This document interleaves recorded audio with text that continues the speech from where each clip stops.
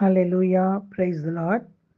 ஏசாயா 53ஆம் அதிகாரம் ஜீவ வார்த்தைகள் 10 12 முடிய இன்றைய மனப்பாட வேத வசனங்கள். கர்த்தரோ அவரை நொறுக்க சித்தமாகி அவரை பாடுகளுக்குட்படுத்தினார். அவருடைய ஆத்துமா தன்னை குற்ற நிவாரண பலியாக ஒப்பு கொடுக்கும்போது அவர் தமது சந்ததியைக் கண்டு நீடித்த நாளாயிருப்பார். கர்த்தருக்கு சித்தமானது அவர் கையினால் வாய்க்கும்.